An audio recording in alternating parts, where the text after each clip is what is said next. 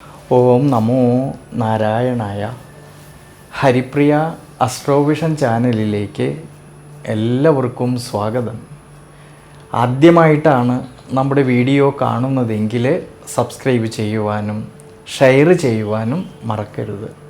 കൂടാതെ ജാതക സംബന്ധമായിട്ട് എന്തെങ്കിലും സംശയം തോന്നുന്ന പക്ഷം എൻ്റെ ഈ വാട്സപ്പ് നമ്പറിൽ ബന്ധപ്പെട്ടോളൂ.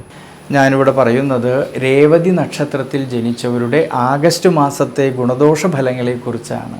പൊതുവേ രേവതി നക്ഷത്രക്കാർക്ക് ഏഴര ശനിയിൽ ജന്മശനിയുടേതായിട്ടുള്ള കാലഘട്ടം നിലനിൽക്കുന്നതായിട്ടൊരു സമയമാണ്.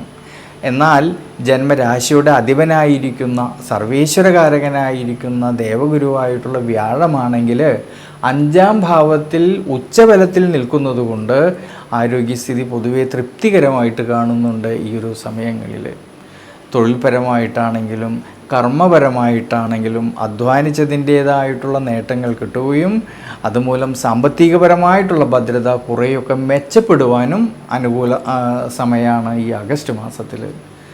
പ്രത്യേകിച്ച് കുടുംബത്തിലാണെങ്കിലും കുടുംബ ബന്ധങ്ങളിലാണെങ്കിലും ഭാര്യാഭർത്തൃ ബന്ധങ്ങളിലാണെങ്കിലും സന്താനഭാവങ്ങളിലും എല്ലാം തന്നെ അഭിവൃദ്ധിക്കും മനസ്സന്തോഷത്തിനും ശ്രേയസ്സിനും സാധ്യത കാണുന്നുണ്ട്.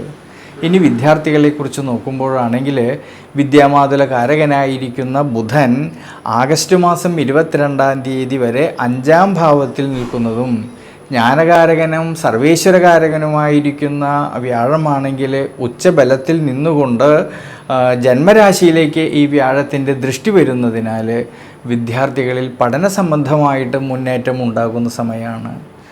പഠനത്തിൽ നല്ല മികവ് പുലർത്തുവാൻ സാധിക്കുന്നതും ഉപരിപഠനം ആഗ്രഹിക്കുന്നവർക്കാണെങ്കിലും ഈ ഒരു സമയങ്ങളിൽ അതിനുള്ള അവസരങ്ങൾക്കും അനുകൂലമായിട്ട് കാണുന്നുണ്ട്. അതുകൊണ്ട് രേവതി നക്ഷത്രക്കാർ ഈ ഒരു സമയത്ത് ശനീശ്വര പ്രീതികരമായിട്ടുള്ള വഴിപാടുകൾ ചെയ്തു പ്രാർത്ഥിക്കുന്നത് വളരെ നല്ലതാണ്.